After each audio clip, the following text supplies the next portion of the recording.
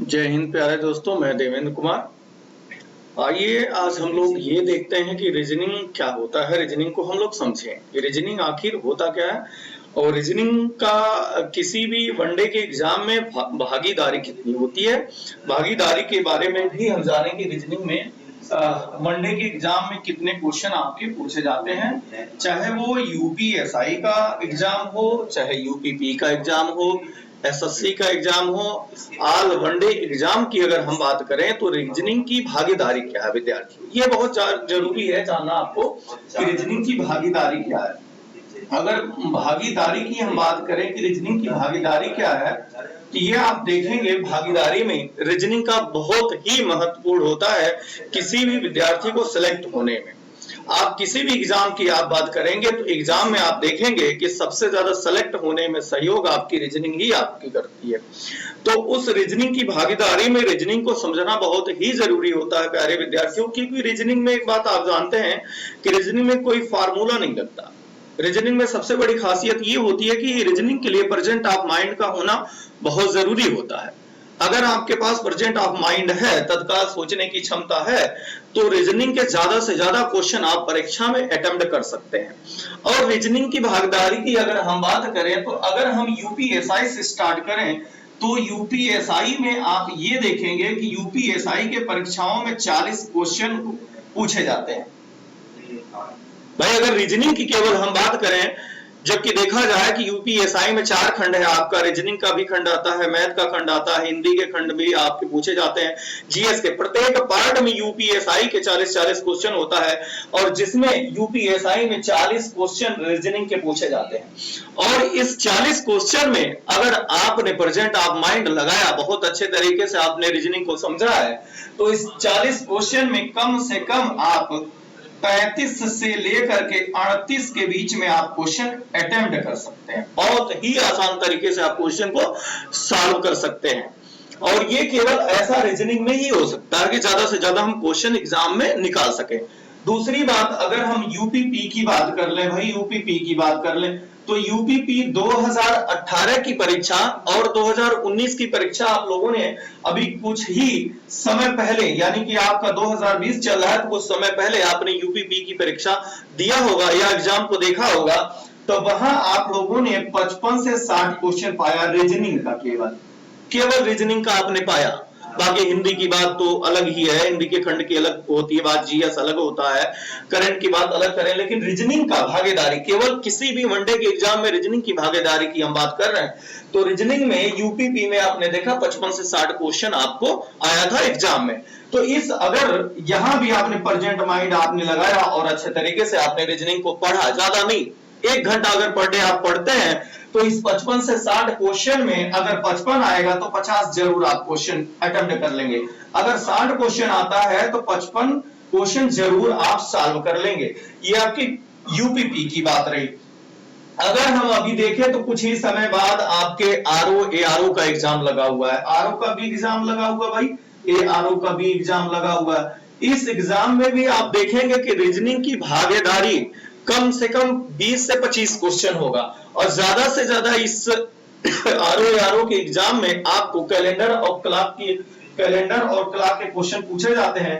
तो यहां से 20 से 25 क्वेश्चन जो आपके पूछे जाएंगे, यहां भी भागीदारी रीजनिंग की ज्यादा ही होती है और बहुत हल्के में, बहुत आसान तरीके से प्यारे विद्यार्थियों, बहुत ही आसान तरीके से ये क्वेश्चन सॉल्व किया जा सकता है। अगर आपके पास प्रेजेंट ऑफ माइंड है तो यहां भी आप क्वेश्चन अच्छे तरीके से सॉल्व कर सकते हैं, निकाल सकते हैं। एसएससी की बात करें तो एसएससी में भी 25-25 क्वेश्चन पूछा जाता है। एसएससी जीडी की बात करें तो वहां भी 25 क्वेश्चन आपके रीजनिंग के पूछे जाते हैं। कोई भी वनडे का एग्जाम हुआ, हर एक भर्ती परीक्षाओं में रीजनिंग का महत्वपूर्ण भागीदारी बहुत ज्यादा होती है, इसलिए रीजनिंग को समझना बहुत ही जरूरी होता है प्यारे विद्यार्थियों। और ये रीजनिंग आपको सिलेक्शन दिलाती है, ये एक दिमाग में आप फीड करके चलो कि रीजनिंग आपको परीक्षा में ज्यादा से ज्यादा नंबर निकालने की तैयारी लाती है आपके अंदर। टेक्नोलॉजी ये विकसित करती है कि आपका नंबर ज्यादा से ज्यादा गेम करो। रीजनिंग में ज्यादा नहीं, 1 घंटा, 24 घंटे में सिर्फ 1 घंटा पर डे आप रीजनिंग पढ़ो तो ज्यादा से ज्यादा आपका क्वेश्चन सॉल्व होता रहेगा। तो ये हम प्रत्येक एग्जामों की हमने बात कर लिया कि रीजनिंग की भागीदारी परीक्षा में कितनी होती है प्यारे विद्यार्थियों। अब इस रीजनिंग को समझने के लिए हम ये जानते हैं कि रीजनिंग के हमारे दो पार्ट होते हैं, एक वर्बल का पार्ट होता है विद्यार्थियों, एक नॉन वर्बल का पार्ट होता है। इन दोनों पार्टों में परीक्षाओं में वर्बल से ज्यादा क्वेश्चन पूछा जाता है और नॉन वर्बल से आपने देखा होगा 6 से 7 क्वेश्चन 8 क्वेश्चन पूछा जाता है। तो जब हमारे वर्बल में रीजनिंग ज्यादा पूछी जाती है तो आइए हम लोग रीजनिंग को वर्बल से ही स्टार्ट करते हैं। और रीजनिंग को वर्बल से स्टार्ट करने के लिए हम कैलेंडर को स्टार्ट करते हैं विद्यार्थियों। कैलेंडर को हम लोग समझते हैं कि आखिरकार ये कैलेंडर होता क्या चीज है, कैलेंडर है क्या, इसको आज जाने। बहुत ही आसान तरीके से मैं समझाऊंगा, ये मैं आपसे वादा कर रहा हूं कि ये कैलेंडर अगर आपने पूरी वीडियो को ध्यान से मन लगा करके आपने देखा तो फिर दोबारा आपके कैलेंडर में कभी भी समस्या क्वेश्चन नहीं कर सकता। आइए कैलेंडर के इतिहास के बारे में हम जानते हैं। कैलेंडर पढ़ने के लिए सबसे पहले कैलेंडर के इतिहास को हम जानें कि आखिर कैलेंडर का इतिहास है क्या, कैलेंडर क्यों बनाया गया, कैलेंडर को किसने बनाया, किन परिस्थितियों में बनाया और इसकी मानव जीवन में उपयोगिता क्या है, जरूरत क्या है, और कैलेंडर पहली बार बना तो उसका नाम क्या था, वर्तमान में जो हमारे भारतवर्ष में कैलेंडर चल रहा है उसका क्या नाम है, ये भी हम डिफाइन करेंगे, हम लोग जानेंगे। और वीडियो आप लास्ट तक अंत तक जरूर देखिएगा और वीडियो को लाइक भी करिएगा, शेयर भी करिएगा, सब्सक्राइब भी करिएगा ताकि इस कैलेंडर के सेशन का ज्यादा से ज्यादा विद्यार्थियों को लाभ पहुंचे। तो हमने कैलेंडर के इतिहास के बारे में जानकारी प्रारंभ किया कि कैलेंडर का इतिहास हम लोग समझेंगे। आप कैलेंडर होता क्या है इसके बारे में हम जानेंगे। कैलेंडर की अगर बात करें हम विद्यार्थियों तो कैलेंडर का देखा जाए तो कैलेंडर के बनाने में कईयों सदियों का समय लगा और इस कैलेंडर को बनाने में कईयों लोगों का सहयोग लगा। कैलेंडर को सबसे पहले अगर देखा जाए तो कुछ त्रुटिपूर्ण ढंग से जूलियस सीजर ने बनाया था। कैलेंडर को पहली बार अगर देखा जाए तो जो कैलेंडर मानव जीवन में प्रचलित आया चला उस कैलेंडर को जूलियस सीजर ने बनाया था, यानी जूलियस सीजर ने कैलेंडर को बनाया। लेकिन इस कैलेंडर में यह देखा गया कि जूलियस सीजर द्वारा जो बनाया गया कैलेंडर था प्यारे विद्यार्थियों, इस कैलेंडर में थोड़ी सी त्रुटि रह गई, वैज्ञानिक कारण कुछ त्रुटि थी जिसका संशोधन करके, यानी कि इस जूलियस सीजर द्वारा बनाए गए कैलेंडर का संशोधन करके पोप ग्रेगरी महोदय ने, यानी पोप ग्रेगरी महोदय ने आधुनिक कैलेंडर का निर्माण कर दिया। जो वर्तमान में हमारा प्रचलित कैलेंडर है, आधुनिक कैलेंडर जो हमारे भारतवर्ष में चलता है, इसी कैलेंडर का ग्रेगरी द्वारा बनाए गए कैलेंडर का अध्ययन करके, ग्रेगरी द्वारा बनाए गए कैलेंडर में जो त्रुटि थी उसका संशोधन करके ग्रेगरी महोदय ने आधुनिक कैलेंडर को बना दिया और यही कैलेंडर पूरे विश्व में प्रचलित हो गया, जिसे अंतरराष्ट्रीय कैलेंडर के नाम से भी जाना जाता है। भाई इसे क्या जाना जाता है, अंतरराष्ट्रीय कैलेंडर के रूप में भी जाना जाता है।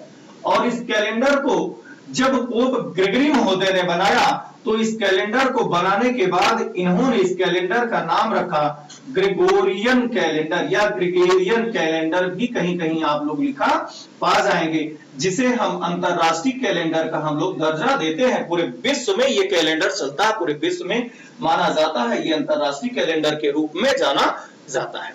तो हमने अभी क्या समझा कि पहली बार कोई अगर कैलेंडर बनाया जिसमें त्रुटि था, जूलियस सीजर ने बनाया, जिसका संशोधन करके सही रूप में पोप ग्रेगरी महोदय ने बनाया और अपने नामकरण में ही कैलेंडर का नामकरण कर दिया, ग्रेगोरियन कैलेंडर रख दिया, जिसे अंतरराष्ट्रीय कैलेंडर के रूप में जाने लगा।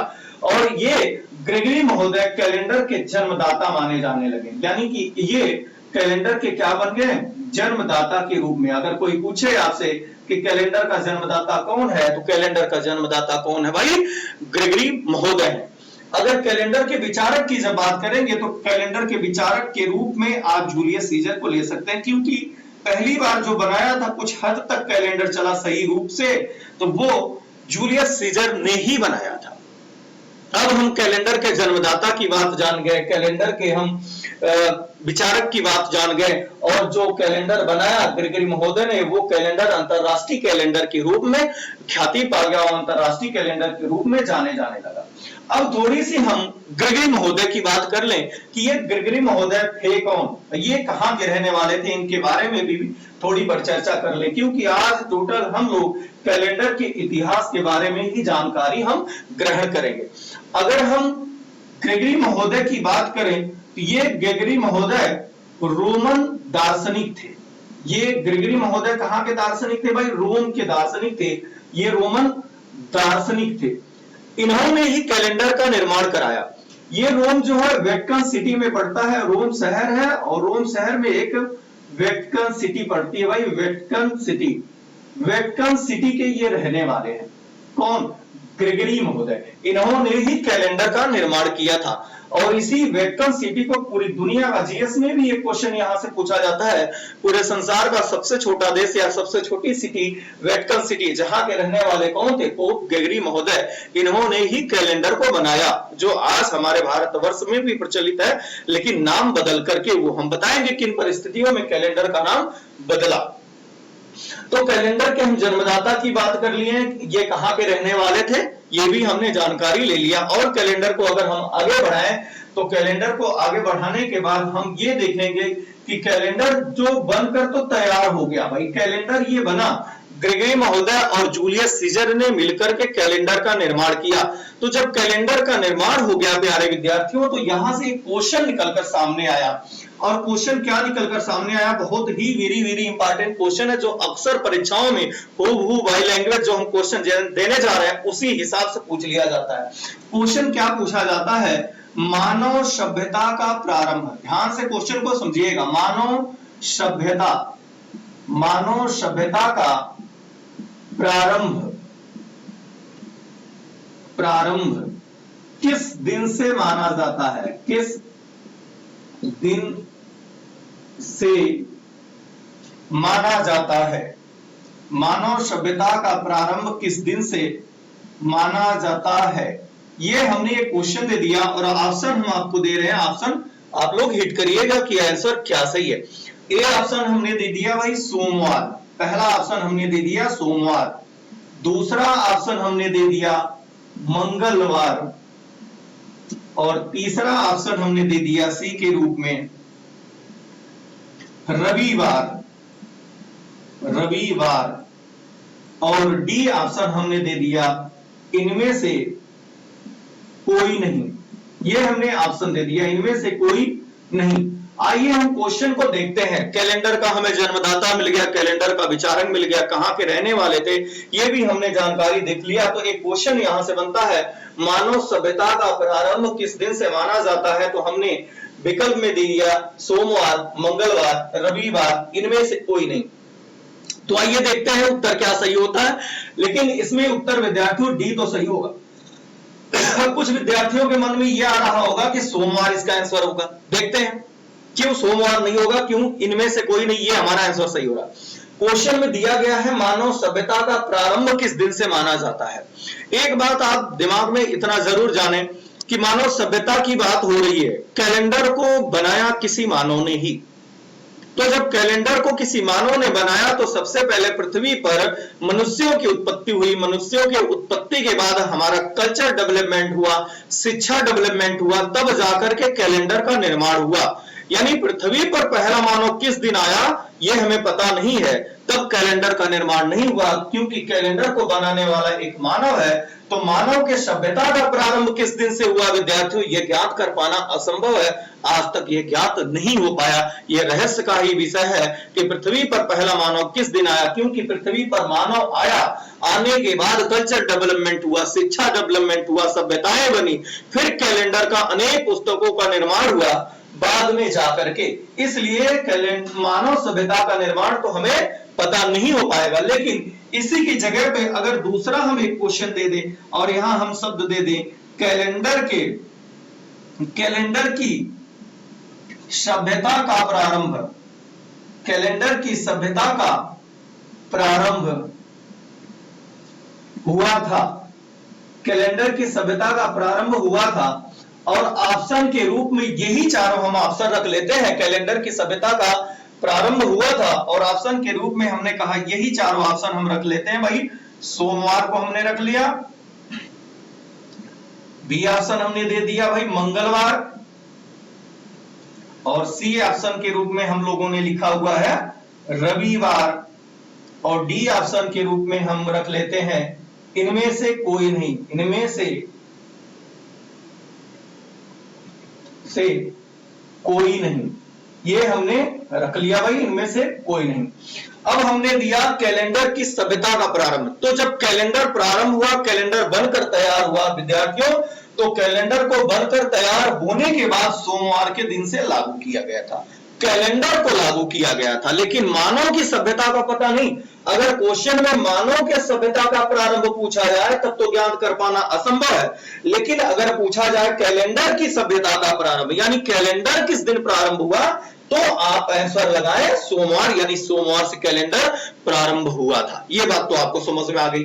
अब कैलेंडर जब बनकर तैयार हो गया, कैलेंडर को प्रारंभ किया गया, तो 1 एडी और 1 ईस्वी यानी 1 एडी 1 ईस्वी दिन सोमवार ईसा मसीह के जन्मदिन से कैलेंडर का प्रारंभ माना जाता है। अब जब कैलेंडर का प्रारंभ भी हो गया और 1 एडी 1 ईस्वी ईसा मसीह के जन्मदिन से कैलेंडर बनकर तैयार हो गया, और कैलेंडर का नाम अभी हमने बताया कि ग्रेगरी महोदय ने अपने ही नामकरण पे ग्रेगोरियन कैलेंडर रख दिया। अब ये ग्रेगोरियन कैलेंडर धीरे धीरे पूरे विश्व में प्रचलित होने लगा। अब ध्यान से बात को समझिएगा, यही आपके कैलेंडर का इतिहास है और इनको बहुत ही आसानी तरीके से आप समझें, बहुत ही बढ़िया तरीके से आपको हम समझाने की कोशिश कर रहे हैं। कैलेंडर जब बनकर तैयार हो गया तो कैलेंडर का नाम ग्रेगोरियन कैलेंडर नाम रखा गया और इसी नाम से पूरे विश्व में धीरे धीरे प्रचलित होने लगा। क्या ये कैलेंडर हमेशा के लिए इसी नाम से जाने लगा? तो नहीं, इस कैलेंडर का आगे चल करके आगे के समयों में इसका परिवर्तन होता है।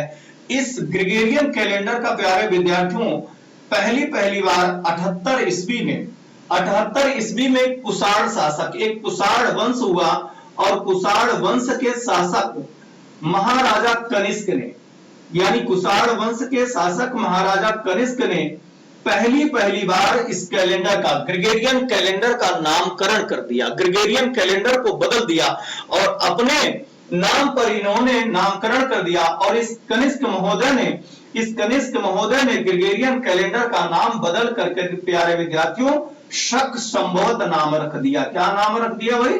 शक संवत नाम रख दिया। पहली बार ग्रेगोरियन कैलेंडर का नाम बदल करके 78 ईस्वी में कुषाण वंश के शासक कनिष्क महोदय ने, किसने भाई? कनिष्क महोदय ने शक संवत नाम बदल कर रख दिया।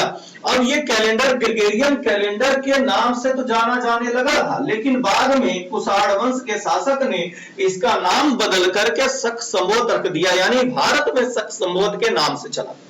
फिर धीरे धीरे आगे के समयों में ये कैलेंडर का नाम बहुत ही विकराल रूप ले लिया, बदलने का नाम। इसके बाद ये कैलेंडर बदलते हुए 326 में सिकंदरी कैलेंडर चल गया, हिजरी संवत चल गया, विक्रमादित्य संवत चल गया, बहुत सारे कैलेंडरों का रूप ले लिया, लेकिन सभी लोगों ने इसी ग्रेगोरियन कैलेंडर का ही नकल किया। सारे तथ्य ग्रेगोरियन कैलेंडर के हैं, लेकिन नामकरण अपने नाम के अनुरूप इन्होंने नामकरण कर दिया।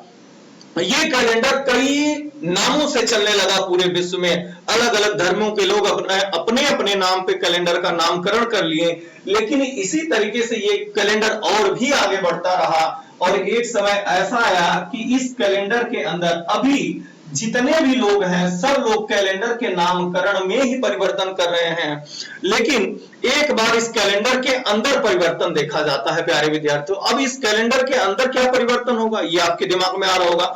तो कई बार ये भी क्वेश्चन पूछा गया है, विद्यार्थियों के मन में ही रहता है कि कैलेंडर में रविवार की छुट्टी कब प्रारंभ हुई थी। अब तक कैलेंडर का नाम बदला जा रहा था, लेकिन अब रविवार यानी रविवार की बात कर लें, कैलेंडर के अंदर की बात कर लें, तो रविवार का प्रारंभ यानी रविवार की छुट्टी का प्रारंभ 1844 से प्रारंभ हो जाता है। अब ये कैलेंडर के अंदर एक परिवर्तन हो गया।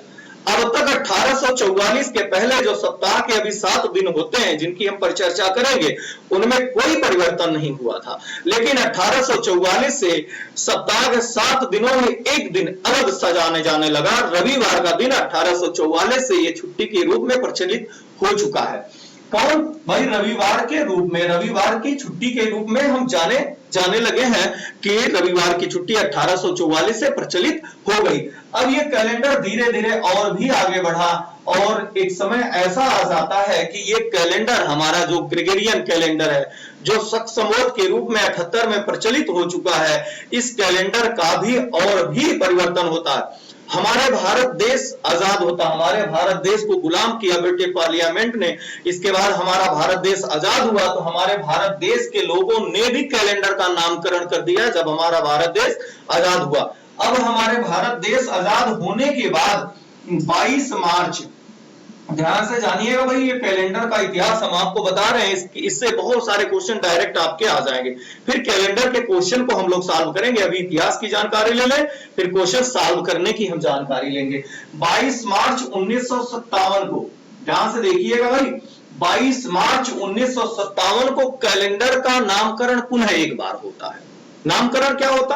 अभी ग्रेगोरियन कैलेंडर के नाम से जाना जा रहा है, शक संवत के नाम से जाना जा रहा है, हिजरी संवत के नाम से जाना जा रहा है। भारत में बहुत सारे कैलेंडर चल रहे हैं, लेकिन 22 मार्च 1957 को पीटी नेहरू की सरकार ने, यानी पीटी नेहरू का मतलब पंडित जवाहरलाल नेहरू की सरकार ने इसका नामकरण पुनः कर दिया। और नामकरण क्या किया? राष्ट्रीय पंचांग, यानी कि भारतीय सरकार ने, भारतीय गवर्नमेंट ने राष्ट्रीय पंचांग के रूप में, क्योंकि जो आपके घरों में अब कैलेंडर है वो पंचांग है, वो ग्रेगोरियन कैलेंडर नहीं है, तो राष्ट्रीय पंचांग के रूप में 22 मार्च 1957 को पीटी नेहरू की सरकार ने राष्ट्रीय पंचांग घोषित कर दिया। और एक खास बात और प्यारे विद्यार्थियों, इस राष्ट्रीय पंचांग या ग्रेगोरियन कैलेंडर या शक संवत कैलेंडर का एक और नाम है, ध्यान से इस नाम को जाने हम, इसे शालिवाहन संवत के नाम से भी जाना जाता है। शालिवाहन संवत, ध्यान से बात को समझिएगा। अगर कहीं पर राष्ट्रीय पंचांग नहीं दिया गया है, शालिवाहन संवत दिया गया है, तो यह राष्ट्रीय पंचांग का ही नाम है। आप ये देखेंगे यूट्यूब चैनलों पे कैलेंडर के इतिहास के बारे में लगभग कोई टीचर नहीं पढ़ाए हैं, जिसे आप बहुत ही आसान तरीके से मैं पढ़ा दे रहा हूं, आपके दिमाग में बना रहेगा हमेशा के लिए। लेकिन वीडियो को अंत तक जरूर देखिएगा। तो कैलेंडर का नामकरण कब हुआ? 22 मार्च 1957 को पीटी नेहरू की सरकार ने राष्ट्रीय पंचांग के रूप में घोषित कर दिया। और इस राष्ट्रीय पंचांग का एक दूसरा नाम भी है शालिवाहन संवत। तो इस प्रकार से हमारा कैलेंडर का एक इतिहास बनता है। और जो हमने 22 मार्च 1957 तक इस कैलेंडर का संपूर्ण रूप, अब यही राष्ट्रीय पंचांग हमारे भारत वर्ष में भी चलता है, जिसको हम लोग मनाते हैं। ये हिंदी के भी रूप में जाना जाता है, हिंदी के कैलेंडर के रूप में पंचांग। और पंचांग में अगर देखें हिंदी के रूप में कैसे इसे जाना जाता है, तो हिंदी पंचांग के रूप में जब इसे देखेंगे आप, राष्ट्रीय पंचांग को जब आप देखेंगे, तो पंचांग का पहला महीना हिंदी के रूप में क्या पाएंगे, जो कई बार एग्जाम में पूछा गया है। एसएससी जीडी में 2013 में यहां से पंचांग से एक क्वेश्चन पूछा गया कि राष्ट्रीय पंचांग का पहला महीना कौन सा होता है। तो राष्ट्रीय पंचांग का पहला महीना प्यारे विद्यार्थियों चैत्र होता है, और आखिरी महीना कौन होता भाई? फाल्गुन होता है। यानी राष्ट्रीय पंचांग का पहला महीना चैत्र होता है और आखिरी महीना फाल्गुन होता है। तो इस प्रकार से हमारी ये कैलेंडर का एक इतिहास रहा। कल के वीडियो में प्यारे विद्यार्थियों हम लोग ये देखेंगे कि कैलेंडर के क्वेश्चन कैसे सॉल्व होते हैं। क्वेश्चन को हम लोग सॉल्व करना सीखेंगे बहुत ही आसान तरीके से। इस वीडियो को लाइक भी करिएगा, शेयर सब्सक्राइब भी करिएगा प्यारे विद्यार्थियों। आज के लिए इतना ही। जय हिंद।